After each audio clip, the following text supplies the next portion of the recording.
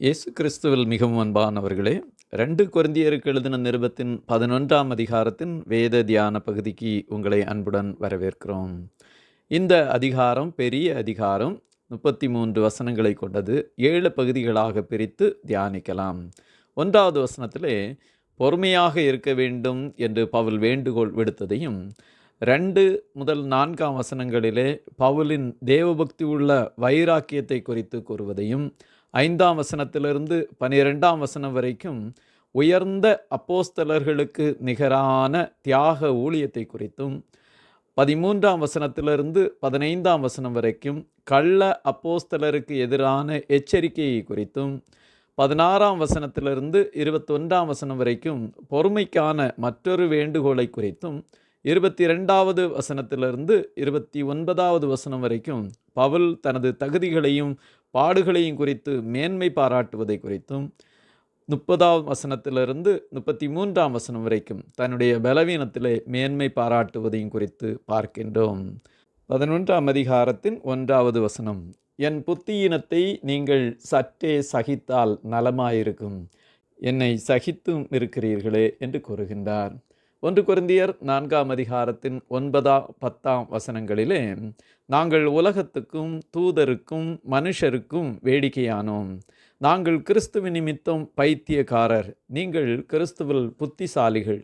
இந்த அளவுக்கு நாங்கள் புத்தியினர்கள் என்பதை குறித்து தான் வெளிப்படுத்துகின்றார். ஏனென்றால் கொரிந்துவிலே ஒரு கூட்டத்தார் பவுலப்போஸ்தலனை அப்போஸ்தலர் என்று ஏற்றுக்கொண்டார்கள், ஒரு கூட்டத்தார் அவருக்கு எதிராக இருந்தார்கள். ஆகவே எதிராக இருந்தவர்கள் புரிந்து கொள்ளும்படியாய் இந்த சத்தியத்தை அவர்களுக்கு அவர் போதிக்கின்றார். தன்னுடைய வைராக்கிய வாஞ்சையான ஊழியத்தை, திருச்சபையின் மீது எந்த அளவுக்கு அக்கறை கொண்டிருக்கிறார் என்பதை கூறுவதற்காக 11ஆம் அதிகாரத்தின் 2வது வசனத்திலே, நான் உங்களை கற்புள்ள கன்னிகையாக கிறிஸ்து என்னும் ஒரே புருஷனுக்கு ஒப்புக்கொடுக்க நியமித்தபடியால் உங்களுக்காக தேவ வைராக்கியம் கொண்டிருக்கிறேன்.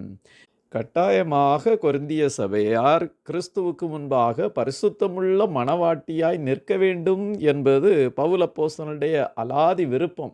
ஆகவே இதை குறித்து அவர் எழுதுகின்றார். எபேசியருக்கு எழுதின நிருபம் 5ஆம் அதிகாரம் 25லிருந்து 27 வரைக்கும் நாம் வாசிக்கும்போது, கிறிஸ்துவும் சபையில் அன்பு கூர்ந்து தாம் அதை திருவசனத்தை கொண்டு தண்ணீர் முழுக்கினால் சுத்திகரித்து பரிசுத்தமாக்குகிறதற்கும், கரை திரை முதலானவைகள் ஒன்றுமில்லாமல் பரிசுத்தமும் பிழையற்றதுமான மகிமையான சபையாக அதை தமக்கு முன் நிறுத்தி கொள்வதற்கும் தம்மைத்தாமே அதற்காக ஒப்பு கொடுத்தார்.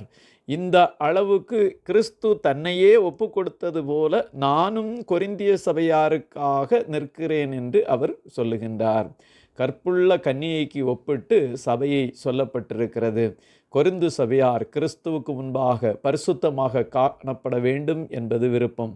நாமும் கிறிஸ்துவுக்கு முன்பாக பரிசுத்த மணவாட்டியாய் நிற்பதற்கு ஏதுவானவர்களாய் நம்மை காத்து கொள்ள வேண்டியது மிக மிக இன்றியமையாதது. 11ஆம் அதிகாரம் 3ஆம் வசனத்திலே, சர்ப்பமானது தன்னுடைய தந்திரத்தினாலே ஏவாளை வஞ்சித்தது போல உங்கள் மனதும் கிறிஸ்துவை பற்றிய உண்மையினின்று விலகும்படி கெடுக்கப்படுமோவென்று பயந்திருக்கிறேன். ஏனென்றால் பிசாசானவன் தந்திரமாய் மனிதர்களை ஏமாற்றுகிறவனாக காணப்படுகின்றான். இயேசு கிறிஸ்துவாகிய இரட்சகர் யோவான் எழுதின நற்செய்தி நூலின் 8ஆம் அதிகாரம் 44வது வசனத்திலே பிசாசானவன் எப்படிப்பட்டவன் என்பதை குறிப்பிடுகின்றார். பிசாசானவன் ஆதி முதற்கொண்டு மனுஷ கொலை பாதகனாய் இருக்கிறான்.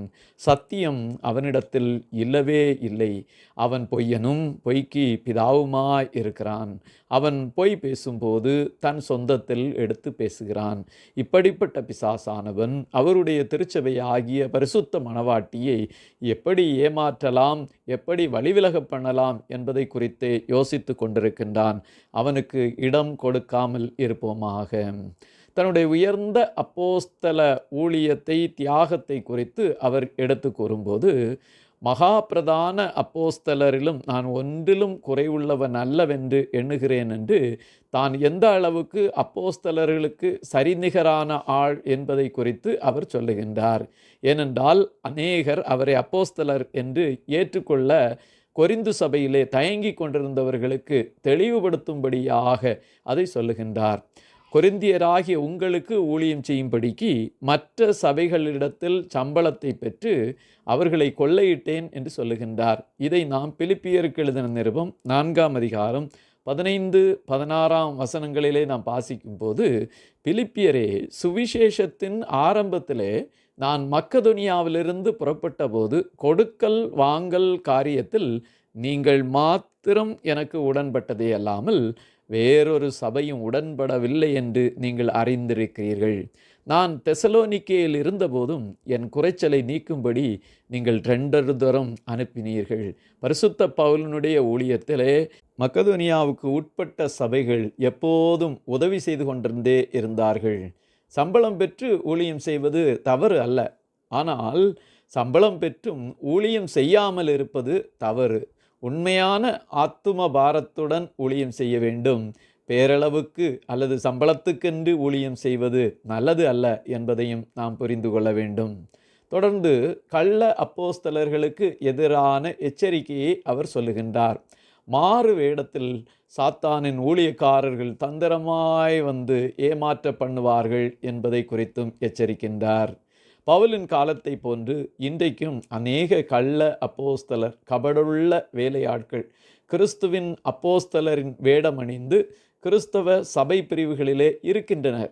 உண்மையில் இவர்கள் ஆண்டவர் இயேசு கிறிஸ்துவின் ஊழியக்காரர் அல்ல, சாத்தானின் ஊழியக்காரர். ரட்சிக்கப்படாத இந்த ஊழியக்காரர்கள் கர்த்தருடைய ஊழியக்காரர்களாய் மாற முடியாது. அவர்கள் மனம் திரும்ப வேண்டும். அவர்களுடைய முடிவு பிசாசை போன்றிருக்கும். அவர்களை பின்பற்றாதபடி நாம் மிக கவனமாயிருக்க வேண்டும் என்பதை குறித்து இந்த பகுதியிலே எச்சரிப்பு சொல்லப்பட்டிருக்கிறது. 11ஆம் அதிகாரத்தின் 14வது வசனத்திலே, அது ஆச்சரியமல்ல, சாத்தானும் ஒளியின் தூதனுடைய வேஷத்தை தரித்து கொள்வானே, ஆகையால் அவனுடைய ஊழியக்காரரும் நீதியின் ஊழியக்காரருடைய வேஷத்தை தரித்து கொண்டால் அது ஆச்சரியமல்லவே. அவர்கள் முடிவு அவர்கள் கிரியைக்கு தக்கதாக இருக்கும். ஏனெனில் இயேசு கிறிஸ்து இப்படி கள்ள தீர்க்கதரிசிகளையும் கள்ள போதகர்களையும் குறித்து அவர் எச்சரிக்கும் போது மத்தேயு 24ஆம் அதிகாரத்தின் 24வது வசனத்திலே, கள்ள கிறிஸ்துகளும் கள்ள தீர்க்கதரிசிகளும் எழும்பி கூடுமானால் தெரிந்து கொள்ளப்பட்டவர்களையும் வஞ்சிக்கத்தக்கதாக பெரிய அடையாளங்களையும் அற்புதங்களையும் செய்வார்கள். அவர்களும் பெரிய அடையாளங்களையும் அற்புதங்களையும் செய்து மக்களை ஏமாற்றக்கூடியவர்களாக இருப்பார்கள். ஆகவே இப்படிப்பட்ட கள்ள தீர்க்கதரிசிகளை, கள்ள போதகர்களை குறித்து நாம் எச்சரிக்கையாக இருக்க வேண்டும். அப்போஸ்தலனாகிய பேதுருவும் 2 பேதுரு 2ஆம் அதிகாரம் 1 வசனத்திலே, கள்ள தீர்க்கதரிசிகளும் ஜனங்களுக்குள்ளே இருந்தார்கள், அப்படியே உங்களுக்குள்ளும் கள்ள போதகர்கள் இருப்பார்கள். அவர்கள் கேட்டுக்கேதுவான வேத பொருட்களை தந்திரமாய் நுழைய பண்ணி தங்களை கிரயத்துக்கு கொண்ட ஆண்டவரை மறுதலித்து தங்களுக்கு தீவிரமான அழிவை வருவித்துக் கொள்ளுகிறார்கள். ஆகவே கள்ள தீர்க்கதரிசிகள், கள்ள போதகர்கள் இன்றைக்கும் இருக்கிறார்கள். அவர்களுக்கு கவனமாக வாழ அழைக்கப்பட்டோம். 5வதாக, பொறுமைக்கான மற்றொரு வேண்டுகோளை நாம் தொடர்ந்து பார்க்க முடிகின்றது. நாங்கள் பலவீனரானது போல எங்களுக்கு வந்த கனவீனத்தை குறித்து பேசுகிறேன். ஒருவன் எதிலே துணி உள்ளவனாய் இருக்கிறானோ அதனை நானும் துணி உள்ளவனாய் இருக்கிறேன் என்று தன்னுடைய பொறுமையை குறித்து சொல்லுகின்றார். தானும் தேவனால் தெரிந்து கொள்ளப்பட்டு கர்த்தருடைய வசனத்தை திட்டமாய் போதித்து வளர்க்கப்பட்டவன், கிறிஸ்து மேலே வைராக்கியம் கொண்டவன் என்பதை குறித்தும் அவர் எடுத்து கூறுகின்றார். பவுலப்போஸ்தலர் தன்னுடைய தகுதிகளையும் பாடுகளையும் மேன்மை பாராட்டலையும் குறித்து தொடர்ந்து சொல்லும்போது 22ஆம் வசனத்திலிருந்து தொடங்கி 29ஆம் வசனம் வரைக்கும் 31 காரியங்களை பட்டியலிடுகின்றார். நானும் எபிரேயன், நானும் இஸ்ரவேலன், நானும் ஆபிரகாமின் சந்ததியான், கிறிஸ்துவின் ஊழியக்காரன், அதிகமாய் பிரயாசப்பட்டவன், அதிகமாய் அடிபட்டவன், அதிகமாய் காவல்களில் வைக்கப்பட்டவன், அநேகந்தரம் மரண அவதியில் அகப்பட்டவன், யூதர்களால் 1 குறைய 40 அடியாக 5 தரம் அடிபட்டவன். 3 தரம் மிலாறுகளால் அடிபட்டேன். 1 தரம் கல்லறியுண்டேன். 3 தரம் கப்பற்சேதத்தில் இருந்தேன். கடலிலே ஒரு ராப்பகல் முழுவதும் போக்கினேன். அநேகந்தரம் பிரயாணம் பண்ணினேன். ஆறுகளால் வந்த மோசங்களிலும் கள்ளரால் வந்த மோசங்களிலும் என் சுய ஜனங்களால் வந்த மோசங்களிலும் அந்நிய ஜனங்களால் வந்த மோசங்களிலும் பட்டணங்களில் உண்டான மோசங்களிலும் வனாந்தரத்தில் உண்டான மோசங்களிலும் சமுத்திரத்தில் உண்டான மோசங்களிலும் கள்ள சகோதரிடத்தில் உண்டான மோசங்களிலும் பிரயாசங்களிலும் வருத்தத்திலும் அநேக முறை கண்விழிப்புகளிலும் பசியிலும் தாகத்திலும் அநேக முறை உபவாசங்களிலும் குளிரிலும் நிர்வாணத்திலும் எல்லா சபைகளை குறித்து உண்டாகிற கவலையிலும் வாழ்ந்து கொண்டிருந்தேன் என்று 31 காரியங்களை சொல்லுகின்றார். ஒரு உண்மையான ஊழியக்காரர், தலைவர் அல்லது உண்மையான கிறிஸ்தவர்கள் தங்களை சுற்றி இருக்கும் மக்கள் அனைவரும் இயேசு கிறிஸ்துவிலே நிலைநிற்க வேண்டும் என்றும் வழி விலகி போகக்கூடாது என்றும் அவர்களுக்கு வேதத்தின் சத்தியத்தை போதிக்கிறவர்களாகவும் அவர்களுக்காக தொடர்ந்து ஜெபிக்கிறவர்களாகவும் இருக்க வேண்டும் என்பதை இந்த வேத பகுதி நமக்கு சொல்லி காட்டுகிறது. ஆகவே பரிசுத்த பவுலை போல ஆண்டவருக்காக இத்தனை பாடுகளையும் சகித்து எப்படியாகலும் தன்னுடைய இன மக்கள், தன்னுடைய சபை மக்கள், தான் கர்த்தரை குறித்து அறிவித்தவர்கள் வழிவிலகி போகக்கூடாது என்பதிலே மிக மிக தெளிவாக அப்போஸ்தலனாகிய பவுல் இருந்தார். நாமும் இந்த காலத்தில் உள்ள நம்முடைய சக விசுவாசிகளுக்காக ஆண்டவருடைய ஊழியத்தை செய்கின்ற உண்மையான ஊழியர்களோடு இணைந்து கர்த்தருக்காக பாடுபட்டு சபை மக்களை கிறிஸ்துவுக்கு நேராக நடத்துவதிலே கவனமாக இருப்போமாக.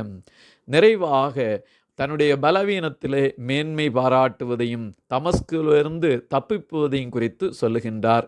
11ஆம் அதிகாரத்தின் 30வது வசனத்திலே, நான் மேன்மை பாராட்ட வேண்டுமானால் என் பலவீனத்துக்கு அடுத்தவைகளை குறித்து மேன்மை பாராட்டுவேன் என்று சொல்லுகின்றார். இதை நாம் பிலிப்பியருக்கு எழுதின நிருபம் 3ஆம் அதிகாரத்தின் 7 மற்றும் 8ஆம் வசனங்களிலே, ஆகிலும் எனக்கு லாபமாயிருந்தவைகள் எவைகளோ அவைகளை கிறிஸ்துவுக்காக நஷ்டமென்று எண்ணினேன். அது மாத்திரமல்ல, என் கர்த்தராகிய கிறிஸ்து இயேசுவை அறிகிற அறிவின் மேன்மைக்காக எல்லாவற்றையும் நஷ்டமென்று எண்ணிக்கொண்டிருக்கிறேன். கிறிஸ்துவுக்காக என் பலவீனங்களை குறித்து மேன்மை பாராட்டுகிறேன். அவருக்காக சகலத்தையும் நஷ்டமென்று எண்ணுகிறேன். அன்பானவர்களே, நாம் யாரை குறித்து எதை குறித்து மேன்மை பாராட்டி கொண்டிருக்கிறோம்? நம்முடைய வாழ்க்கையிலே கிறிஸ்துவை குறித்து மட்டுமே மேன்மை பாராட்டுவோமாக. கலாத்தியர் 6ஆம் அதிகாரம் 14வது வசனத்திலே, நானோ நம்முடைய கர்த்தராகிய இயேசு கிறிஸ்துவின் சிலுவையை குறித்தே அல்லாமல் வேறொன்றையும் குறித்து மேன்மை பாராட்டாதிருப்பேனாக என்று சொல்லுகின்றார். கிறிஸ்துவின் பாடுகள் நிறைந்த சிலுவை, தன்னுடைய வாழ்க்கையிலே பாடுகள் நிறைந்த ஊழியம், இதை குறித்தே மேன்மை பாராட்டுவேன் என்று சொல்லுகின்றார். அதே போல அவரை கொலை செய்வதற்கு முயற்சித்த அரோத்தா ராஜாவினுடைய சேனை தலைவனை குறித்து 32வது வசனத்திலே சொல்லுகின்றார். அப்படி அவன் காவல் வைத்தான். அப்பொழுது நான் கூடையிலே வைக்கப்பட்டு ஜன்னலிலிருந்து மதில் வழியாய் இறக்கி விடப்பட்டு அந்த அரேத்தா ராஜாவுக்கு தப்பினேன் என்று சொல்லுகின்றார். இந்த அரேத்தா ராஜா வரலாற்றின்படி கிபி 9ஆம் ஆண்டிலிருந்து கிபி 40 வரைக்கும் ஆட்சி செய்திருக்கின்றார். இவர் ரோமன் ராயனான கிளவுதியஸனுடைய காலத்திலே தமஸ்குவுக்கு பொறுப்பாக இருந்திருக்கின்றார்.